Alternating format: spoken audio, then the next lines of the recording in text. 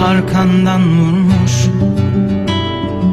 Gölgen hep önde, geceler zaten kara.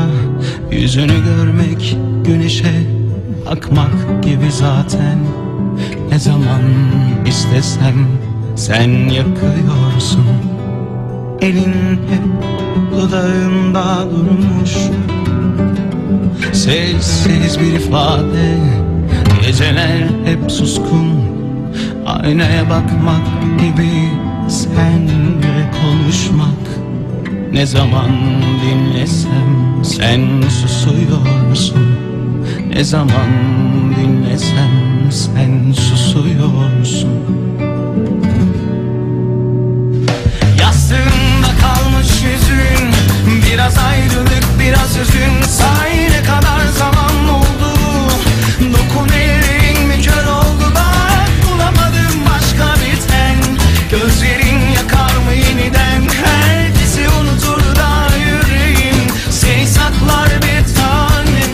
Yastığımda kalmış yüzün, biraz ayrılık biraz hüzün. Say ne kadar zaman oldu, dokun ellerin mi kör oldu bak. Bulamadım başka bir ten, gözlerin yakar mı yeniden? Herkesi unutur da yüreğim seni saklar bir tanem.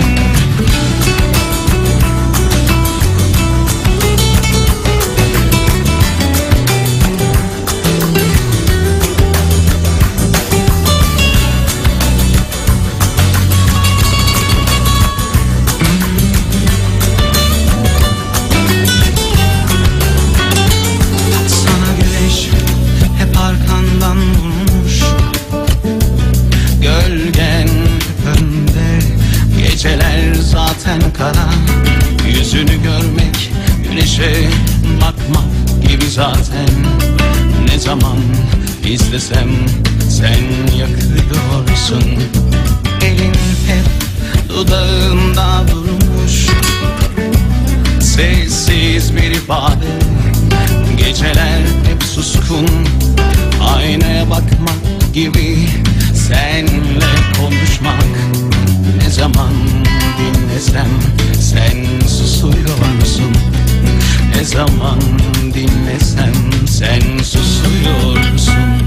Yastığında kalmış yüzün, biraz ayrılık biraz hüzün. Say ne kadar zaman oldu, dokun ellerin mi kör oldu bak. Bulamadım başka bir ten, gözlerin yakar mı yeniden? Herkesi unutur da yüreğim seni saklar bir tanem. Yastığında kalmış yüzün, biraz ayrılık biraz hüzün. Say ne kadar zaman oldu, dokun ellerin mi kör oldu bak. Bulamadım başka bir ten, gözlerin yakar mı yeniden? Herkesi unutur da yüreğim seni saklar bir tanem. Yastığımda kalmış yüzün, biraz ayrılık biraz hüzün. Say ne kadar zaman oldu, dokun ellerin mi kör oldu bak. Bulamadım başka bir ten, gözlerin yakar mı yeniden?